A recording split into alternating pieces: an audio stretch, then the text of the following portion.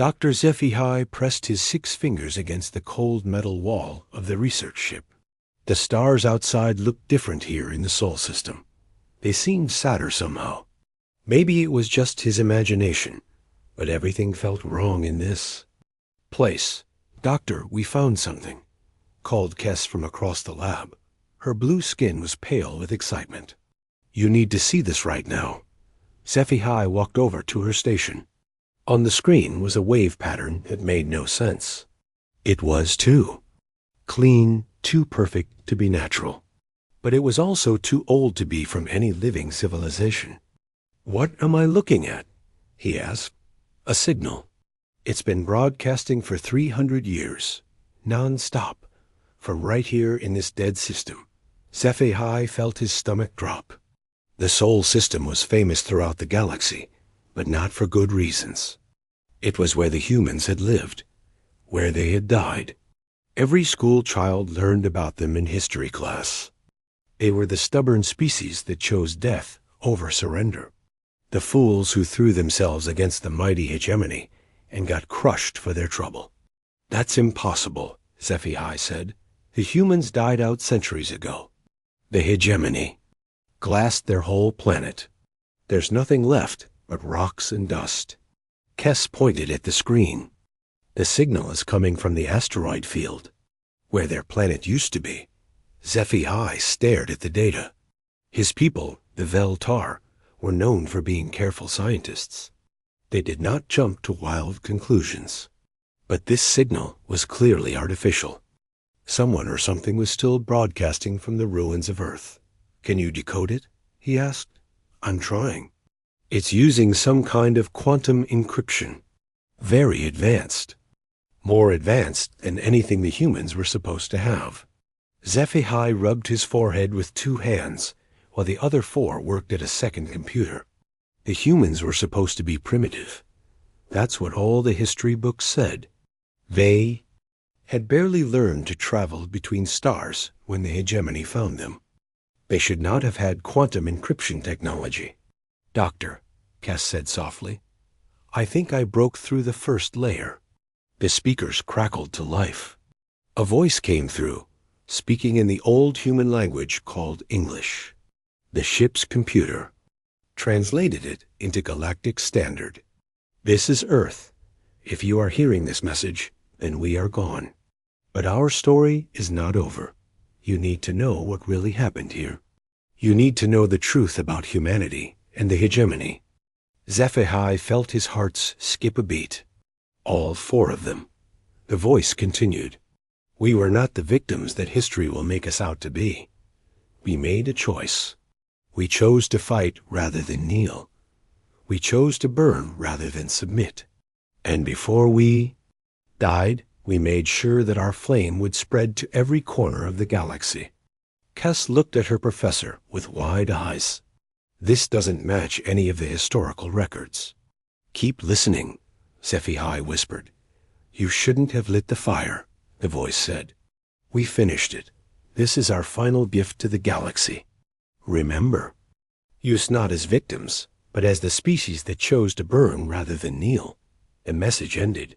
Then it started again from the beginning. HFY stood in silence for a long moment. His mind was racing. According to every history book in the galaxy, the humans were a minor species that got in the hegemony's way. They were crushed quickly and forgotten. The war lasted maybe 6 months. It was barely worth mentioning, except as an example of what happened to species that refused to join the hegemony peacefully. But this message suggested something else entirely. It suggested that the humans had done something important enough to keep broadcasting for 300 years. "Kess, I want you to scan that asteroid field. Look for anything that might have been a transmitter, or a data storage facility, or anything else that doesn't belong." "Yes, Doctor." While Kess worked, HFY walked to the viewing window. Outside, chunks of rock drifted slowly through space. Somewhere in that field of debris had once been a living world. A world full of creatures that had refused to surrender. The hegemony had ruled the galaxy for 10,000 years. They were the most powerful empire that had ever existed. They had crushed 1,000 rebellions. They had conquered every species they encountered. They were supposed to be unstoppable, but they were gone now. The hegemony had collapsed about 250 years ago. No one really knew why. There had been rebellions, yes, lots of them. All across the galaxy, species that had been loyal for millennia suddenly rose up at the same time. The hegemony's forces were stretched too thin. Their government fell apart. Their empire crumbled. Most historians said it was just bad luck, that the hegemony had grown too large to control. That rebellions happened sometimes, and this time they all happened at once by coincidence. But what if it wasn't coincidence? What if the humans had done something? Doctor, Kess called out, I found something. There's a structure in the asteroid field. It's small, but it's definitely artificial. And it's the source of the signal. HFY hurried back to her station. On the screen was a metal object about the size of a small building. It was damaged and old, but still intact, still broadcasting. Can we get closer? He asked, already plotting a course. An hour later, their ship was floating next to the human structure. It looked like it had been built in a hurry. The metal was rough and unfinished. There were blast marks on the sides. But it was still working after 300 years. I'm detecting power sources inside, Kess reported.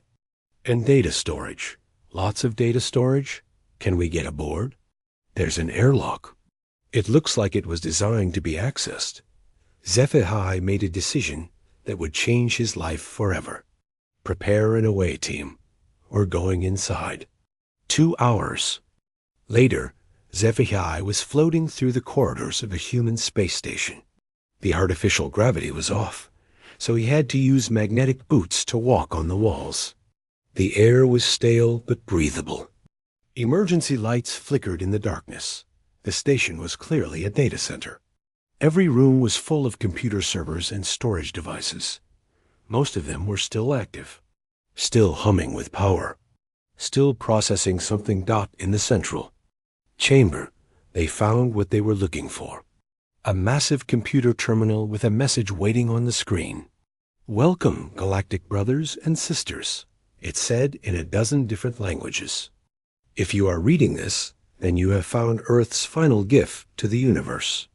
What you discover here will change everything you thought you knew about humanity, the hegemony, and the nature of freedom itself.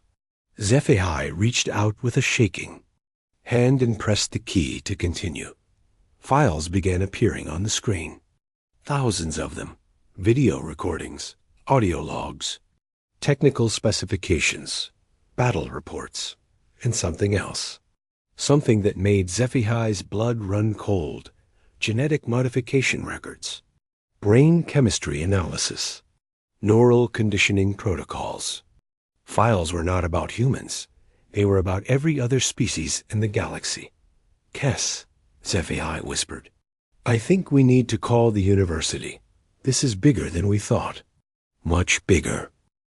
Captain Sarah Chun stood on the bridge of the Earth defense ship Defiance and watched the alien ships fill the sky above New York. They were beautiful in a terrible way. Each one was the size of a mountain, covered in smooth metal that seemed to bend light around it. There were dozens of them hanging over every major city on Earth. How long since they arrived? She asked her communications officer. 6 hours, Captain. They haven't fired a single shot. They're just waiting. Sarah nodded. The whole planet was holding its breath. Humanity had only achieved faster-than-light travel 5 years ago. They had built exactly 12 interstellar ships. The aliens had hundreds of vessels that made Earths. Best technology looked like stone knives. Captain, the communications officer said, they're broadcasting on all frequencies. Universal Translator is working. The main screen flickered to life. The creature that appeared was unlike anything Sarah had ever seen. It looked almost human, but wrong in subtle ways. Too tall, too thin. eyes that were just slightly too large. When it spoke, its voice was calm and pleasant. Greetings, people of the third planet. I am Architect Prime Valdris of the Hegemony. We have come to welcome you into galactic civilization. Sarah felt a chill run down her spine. Something about the alien's tone reminded her of a parent talking to a small child. For 10,000 years, the Hegemony has brought peace and order to this galaxy. We have ended wars, eliminated poverty, and created a perfect society where every being has their proper place. Now we offer this same gift to humanity. On planets around the world, billions of humans watched and listened. In the UN headquarters, Earth's leaders argued about how to respond. But Sarah had a feeling that humanity's answer had already been decided. The process is simple, Valdris continued. You will report to the processing centers that we are establishing in your major cities. There, our medical specialists will perform a minor adjustment to your brain chemistry. This will eliminate your capacity for violence, rebellion, and other primitive impulses. You will become peaceful, productive members of galactic society. Sarah's hands tightened on the armrests of her chair. Around the bridge, her crew was very quiet. Those who complete the processing will be relocated to appropriate worlds, where you can serve the Hegemony according to your abilities. Your species shows promise for mining operations and basic manufacturing. You will be well cared for and content in your new roles. The alien smile never wavered.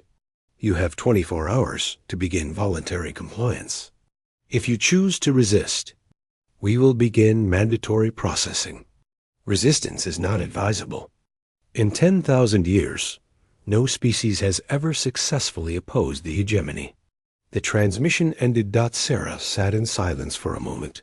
Then she activated the ship's intercom. All hands, this is the captain. You heard what they said.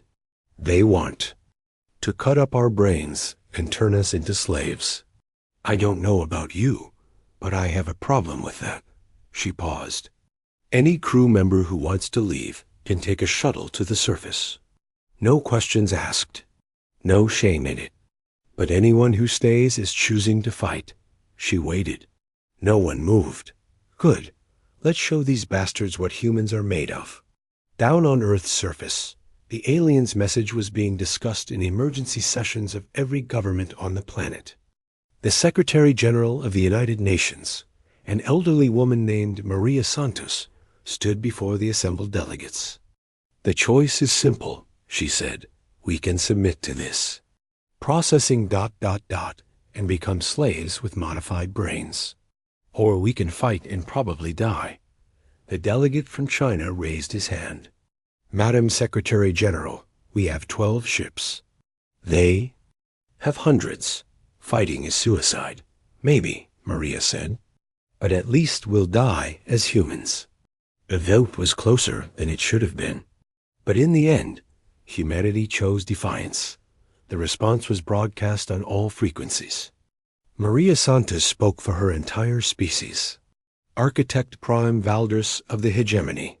This is Maria Santos, Secretary General of the United Nations of Earth. We have considered your offer carefully. She paused. Our answer is no. On the alien ships, Architect Prime Valdris stared at the communication screen in confusion. In 10,000 years of conquest, no species had ever simply refused. There were always negotiations, attempts at bargaining, offers of partial compliance. But the humans had just said no. Sir, one of his subordinates said. Perhaps they didn't understand. Should we explain the consequences of resistance? Valdris nodded slowly. He had seen this before, though rarely. Sometimes primitive species needed a demonstration. Target one of their cities, something small, make it clean. The beam that struck Denver was invisible from space. One moment the city was there. The next, it was a perfectly circular crater. Of melted glass. Valdr is waited for the panicked surrender call. It never came. Instead, he received another transmission. This time, it was from a military officer. a woman in a blue uniform standing on what looked like a warship's bridge.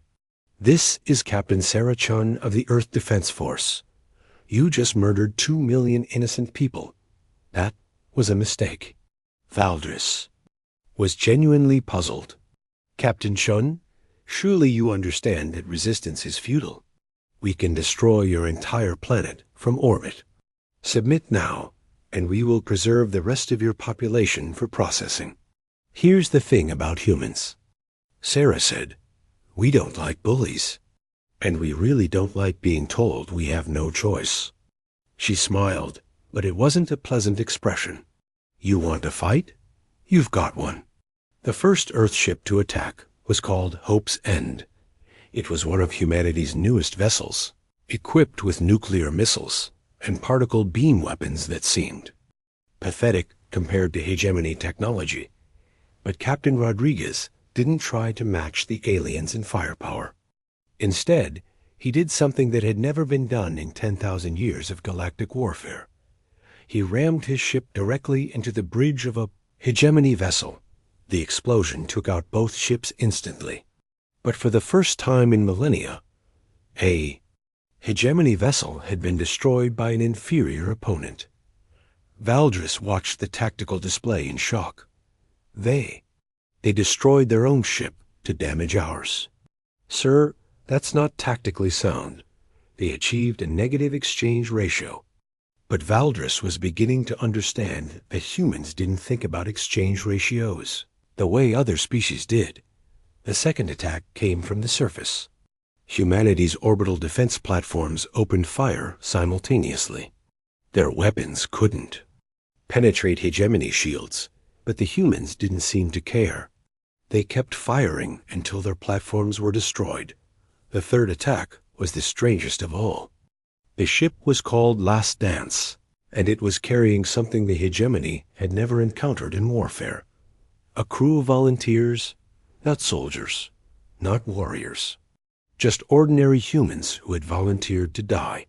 They flew their ship directly into the largest hegemony vessel and detonated a nuclear warhead inside the cargo bay. The damage was minimal, but the psychological impact on the hegemony forces was devastating. "Sir," Valdris's tactical officer reported, "they're not fighting to win. They're fighting to hurt us as much as possible before they die." Valdris had studied the military history of 1,000 species. He had seen desperate last stands and noble sacrifices. But he had never seen anything like this. Humans weren't just refusing to surrender. They were refusing to accept that surrender was an option. On Earth's surface, Dr. Michael Chun worked frantically in his laboratory. Sarah's younger brother was a physicist, not a soldier. But he understood that humanity needed more than brave pilots and nuclear weapons. They needed a miracle. "The aliens' technology is more advanced than ours," he explained to his research team. "But that might be their weakness. They've been using the same basic principles for thousands of years. They're not innovators anymore. They're just managers." "What are you thinking, Mike?" asked his colleague, Dr. Kim. "I'm thinking that humans have one advantage they don't. We adapt, we change, we learn." He pulled up a holographic display showing captured alien technology. "Look at their ships. Beautiful, efficient, standardized. Everyone exactly the same. So that means if we find a weakness in one, we find a weakness in all of them." As the battle raged above Earth, Michael Chun and his team worked to analyze every piece of alien wreckage they could find. They had maybe hours before the hegemony stopped playing games and simply burned the planet. But Michael had an idea. A crazy, desperate, probably impossible idea. The kind of idea that only humans would even consider. "Kim," he said, "how do you feel about starting a revolution?" 3 months after the first battle, Earth was a very different world. The surface was scarred with craters where hegemony bombardments had hit military targets. Most major cities were in ruins. But somehow, impossibly, humans were still fighting. Commander Lisa Park crouched in the ruins of what used to be Chicago and watched a hegemony patrol move through the streets below. Her resistance cell had been tracking these aliens for weeks, learning their patterns, studying their equipment. "They always move in groups of 6, whispered Tommy, her communications specialist. "Same formation every time, same weapons, same tactics," Lisa nodded. That was the thing about the hegemony that humans were starting to understand. They were perfect. Too perfect. They had been using the same military doctrines for thousands of years because those doctrines always worked. Humans were different. Humans adapted. "Sarah, can you get a clean shot at their leader?" Lisa asked. Sarah Martinez, their sniper, adjusted her scope. "Yeah, but boss, our bullets barely scratch their armor." "We're not trying to kill them," Lisa said. "We're trying to learn." The attack lasted 30 seconds. Lisa's team hit the patrol with everything they had, then disappeared into the ruins before the aliens could respond. They didn't kill a single hegemony soldier, but they captured something much more valuable.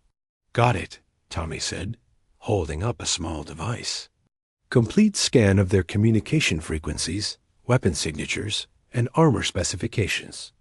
This data would go to Dr. Michael Chun's research team, hidden in an underground facility beneath the remains of MIT, along with similar intelligence gathered by resistance cells around the world. The humans were doing something that no species had ever done before. They were learning to fight the hegemony by studying them instead of just throwing themselves at their superior firepower. Deep underground, Michael Chun stared at screens full of alien technology specifications.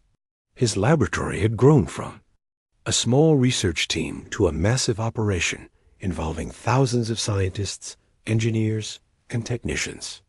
They worked in shifts around the clock, analyzing every piece of hegemony equipment they could get their hands on. "The pattern is becoming clear," he told his sister Sarah during one of her rare visits to the surface.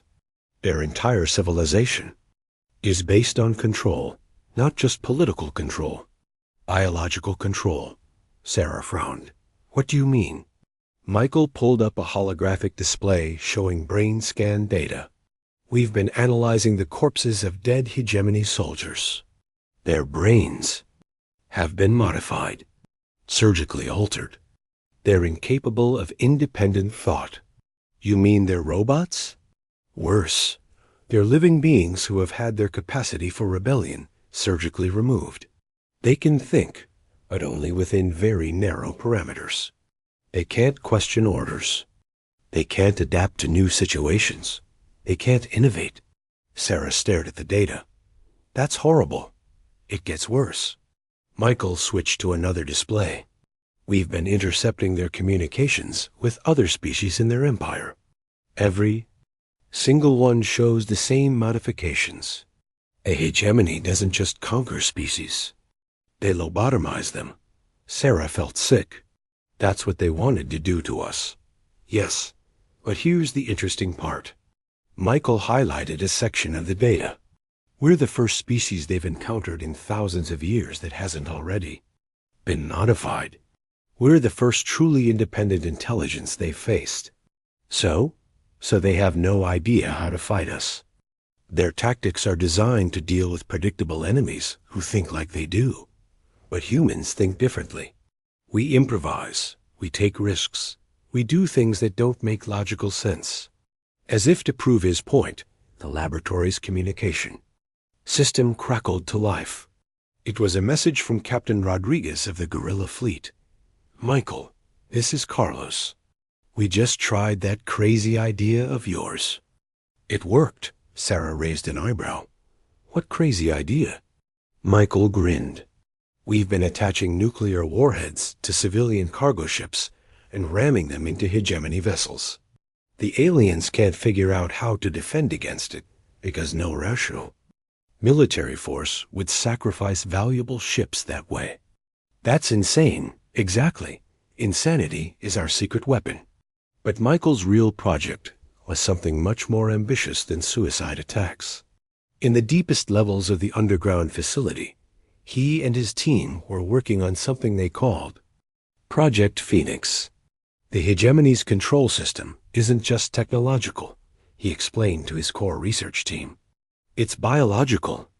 Every species in their empire has been genetically modified over thousands of years to be incapable of true rebellion. Their brains literally can't conceive of successful resistance. Dr. Kim, his oldest colleague, looked skeptical. Michael, that's impossible. You can't control an entire galaxy through genetic modification. Can't you? Michael pulled up a star chart showing hegemony territory. Look at the pattern. Every rebellion in their history has failed in the same way. The rebels fight for a while, then suddenly lose the will to continue. They submit voluntarily, every time. You think it's programmed behavior? I know it is. We've been analyzing brain chemistry samples from refugees who escaped hegemony space. They all show the same neural modifications. Artificial chemical triggers that activate when they consider rebelling against authority.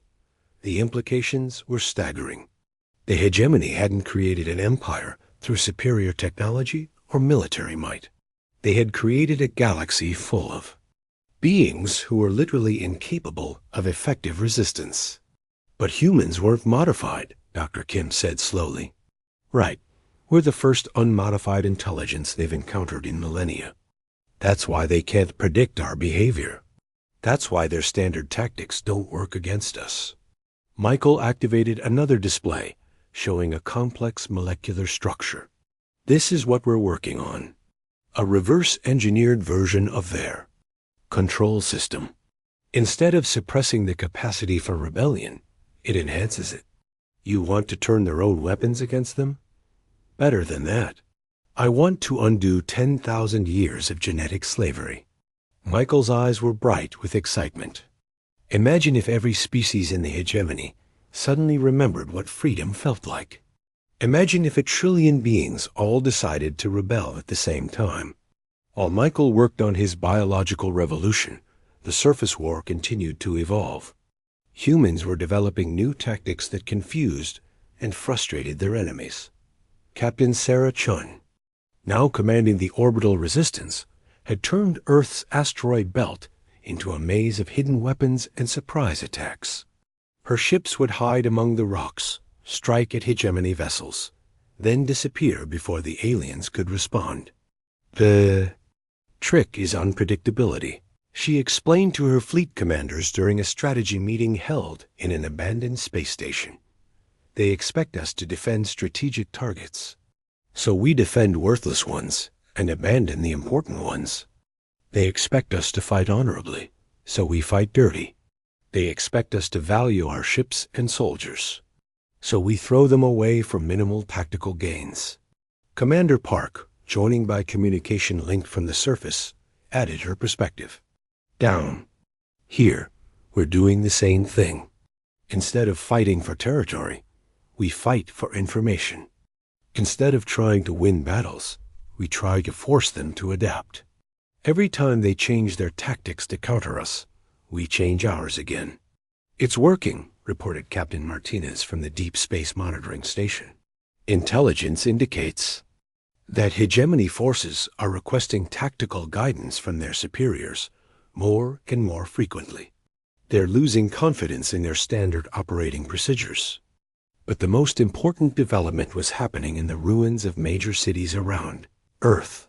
Human survivors weren't just hiding from their occupiers. They were talking to them. It had started by accident. A hegemony soldier had been separated from his unit during a resistance attack in the ruins of London. Instead of killing him, the humans had captured him. What is your designation? The alien had asked when he regained consciousness. My name is Tom Wilson, the human interrogator had replied. That is not a designation. What is your function within your society's hierarchy? I'm a teacher, or I was before you guys showed up. The alien seemed confused. You are not a warrior caste? We don't have castes. I taught mathematics to children. But when you invaded, I picked up a gun.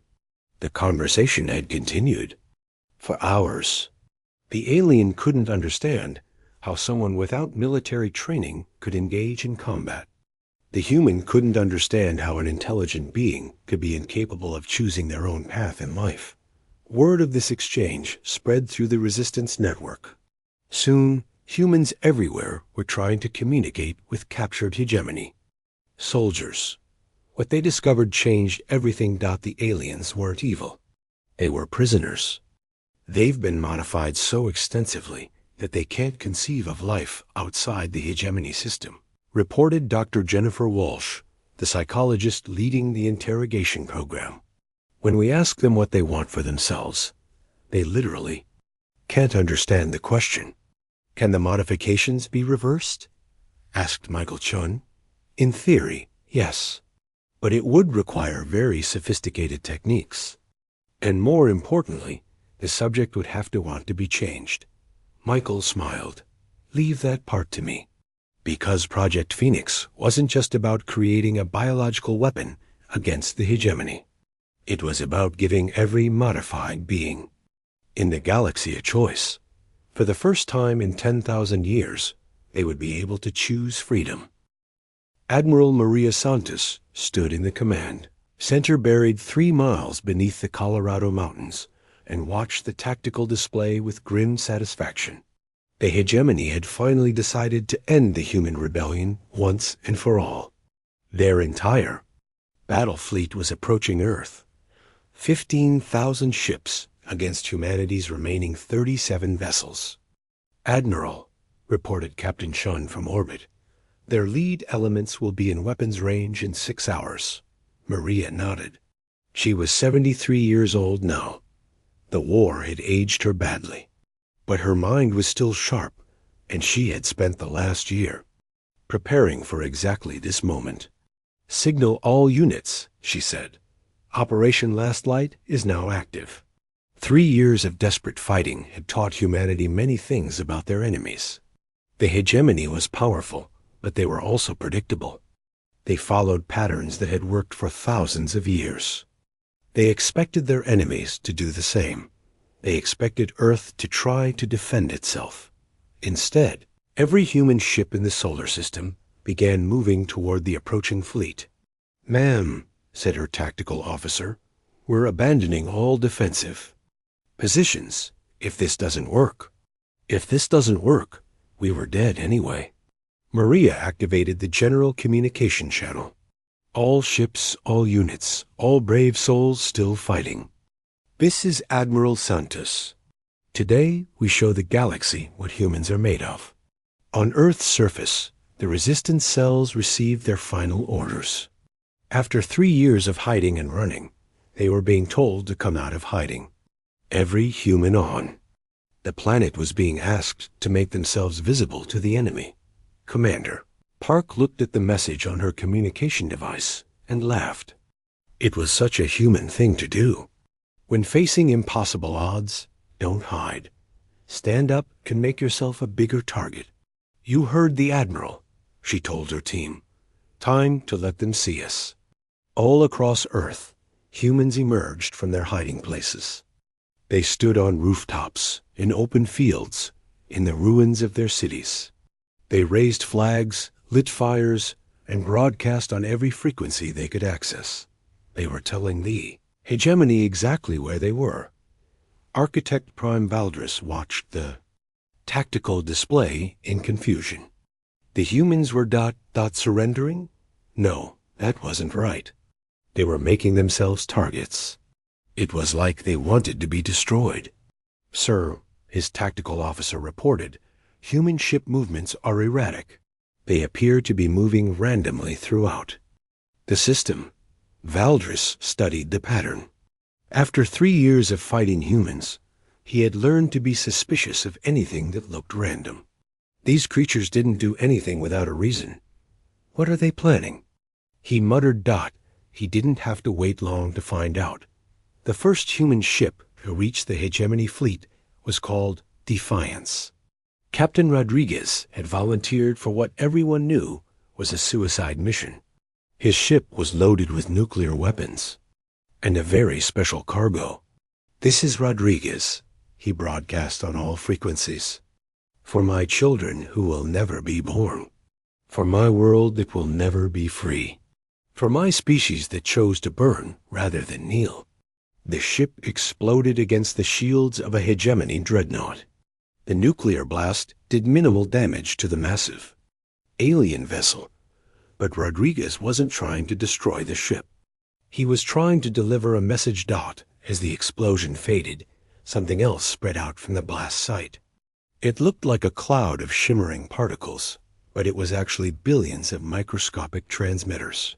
Each one was broadcasting the same signal on quantum frequencies, the signal that Dr. Michael Chun had spent 3 years perfecting, the signal that contained Project Phoenix. "Admiral," Chun reported from his hidden laboratory, "first dispersal successful, but we need more delivery systems." "A lot more." Maria Santos smiled grimly. "Don't worry, Michael. We have plenty of volunteers." One by one, human ships flew into the hegemony fleet and exploded. Each explosion spread more of the quantum signal. Soon it was filling the space around Earth like an invisible fog dot. The hegemony ships began experiencing communication difficulties. Their computer systems started showing error messages. Most importantly, their crews began feeling something they hadn't experienced in thousands of years. On the bridge of the flagship, Architect Prime Valdris felt a strange sensation in his mind. For just a moment, he found himself questioning whether this war was necessary, whether the hegemony's methods were right. The feeling passed quickly, but it left him shaken. Hegemony citizens weren't supposed to have doubts. "Sir," his communications officer said, "we're receiving strange reports from throughout the fleet.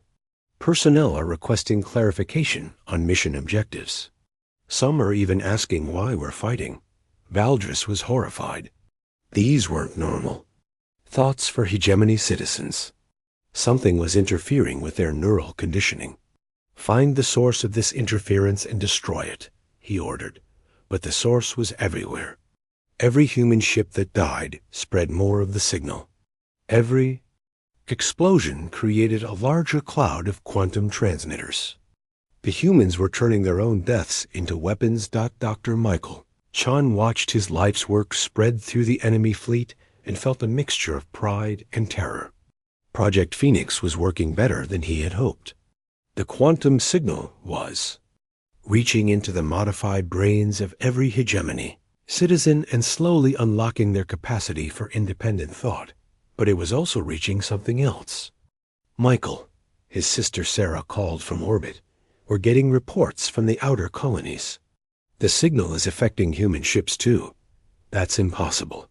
Humans weren't modified." "No, but we've been fighting alongside captured hegemony personnel for months. Some of our crews have alien members who volunteered to help us." Michael realized what was happening. The signal wasn't just freeing hegemony citizens.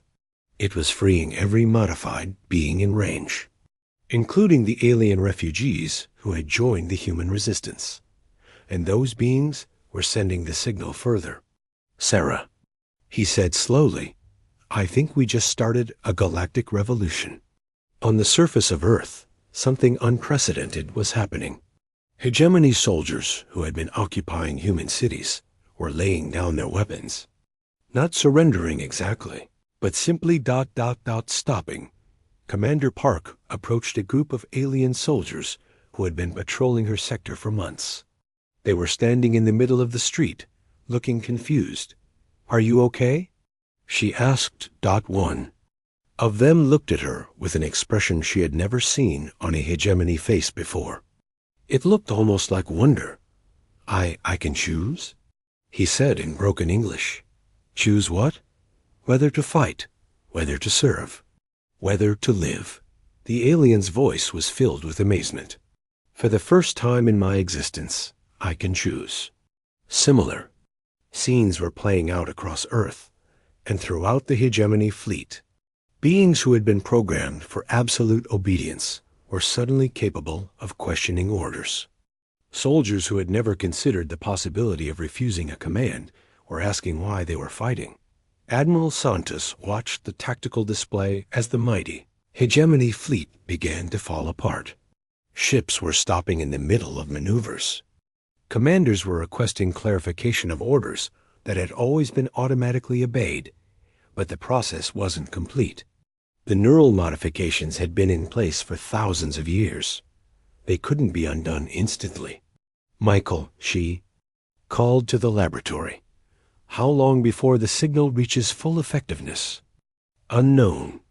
It depends on how deeply each individual was modified. Some might be free in hours. Others might take days or weeks. We don't have weeks, because not everyone was affected equally. The highest-ranking hegemony officials had the most extensive modifications. They were fighting the signal's effects, and they were starting to realize what was happening. Architect Prime Valdris forced himself to focus through the strange new thoughts clouding his mind. The humans had done something to his people, some kind of mental weapon that was making them think forbidden thoughts. All ships, he broadcast, ignore any doubts or questions you may be experiencing. These are enemy weapons designed to confuse. You, focus on your duty. Destroy the human homeworld. Some ships responded to his orders. Others hesitated.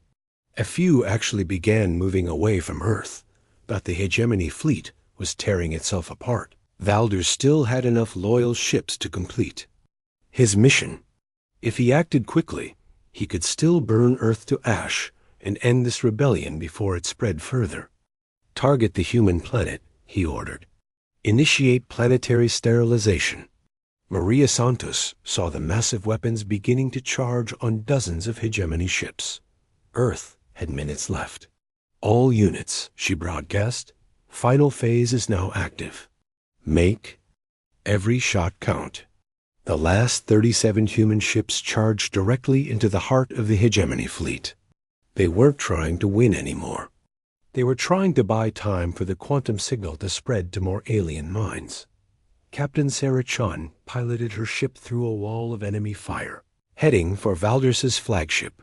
Her vessel was falling apart around her, but she only needed to survive for another few minutes.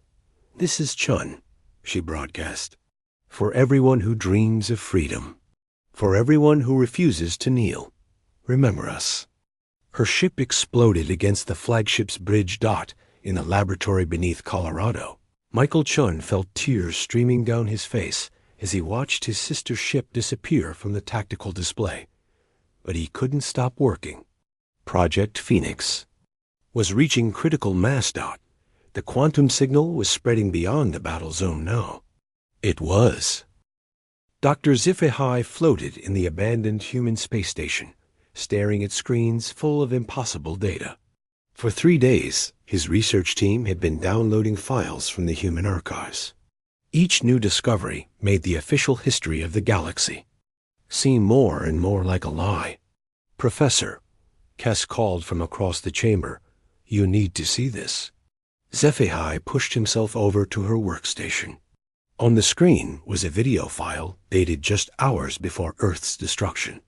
The image showed a human female in a white coat standing in what looked like the same laboratory where they were now floating. My name is Dr. Michael Chun, the woman said. She looked exhausted but determined. If you're watching this, then Project Phoenix worked. The hegemony is gone, and you're probably wondering what really happened here. Zefehai felt his hearts racing. This was a first-hand account from one of the humans who had actually been there.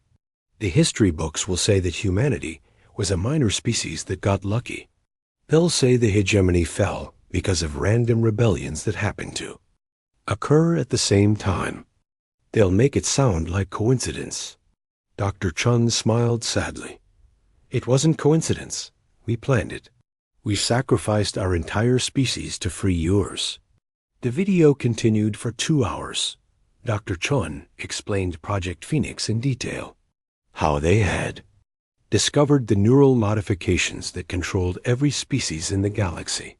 how they had developed a quantum signal that could undo those modifications, how they had used their own deaths to spread that signal throughout hegemony space. The signal is still out there, Chun said near the end of the recording, dormant in the quantum background radiation of this entire region of space. It can't be detected unless you know exactly what to look for. But it's waiting. SciFi paused the video. Waiting for what? Sean answered his question. The signal is designed to activate if it ever detects the same type of neural modifications being used again. If anyone tries to rebuild the hegemony's control system, if anyone tries to enslave species through biological manipulation, the signal will wake up and spread again. Kess looked at her professor with wide eyes. They created a permanent safeguard against tyranny. More than that, SciFi said slowly. They created an immune system for the galaxy. The video ended with Chun's final message. We couldn't save ourselves, but we could save everyone else. Remember us not as victims, but as the species that chose to burn, rather than let the flame of freedom die out. SciFi sat in silence for a long moment. Then he activated his communication system and sent a priority message to the university. This is Dr. SciFi. Cancel all my classes for the next month. I need to speak with the Galactic History Department immediately. 2 weeks later, SciFi stood before the assembled faculty of the University of Galactic Studies. Behind him, a holographic display showed the human space station and its cargo of revolutionary data. Colleagues, he began, everything we thought we knew about recent galactic history is wrong. The presentation lasted 4 hours. SciFi showed them the evidence, the human archives, the technical specifications for Project Phoenix, the quantum signal that was still spreading through space, still protecting the galaxy from would-be tyrants. The humans didn't just resist the hegemony, he concluded. They destroyed the very concept of galactic empire. They made it impossible for anyone to ever again control entire species through biological manipulation. Professor Vec, the head of the history department, raised a tentacle. Dr. SciFi, this is fascinating research, but what relevance does it have to current affairs? SciFi activated another display. This one showed recent news reports from across the galaxy. Rebellions on a dozen worlds. Protests against authoritarian governments. Independence movements that had been dormant for centuries, suddenly springing to life. The signal is still active, he said, and it's still working. The truth was more complex than even SciFi realized. Project Phoenix hadn't just removed the hegemony's control mechanisms. It had fundamentally changed how intelligent beings thought about freedom and authority. On the mining world of Kepler-7, workers who had been content with their lot for generations suddenly began asking why they couldn't choose their own jobs. The planetary government, which had ruled unchallenged for 2 centuries, found itself facing the first labor strike in living memory on the garden world of New Eden. Citizens began questioning why only the hereditary ruling class was allowed to own land. Within months, the ancient monarchy was replaced by an elected government.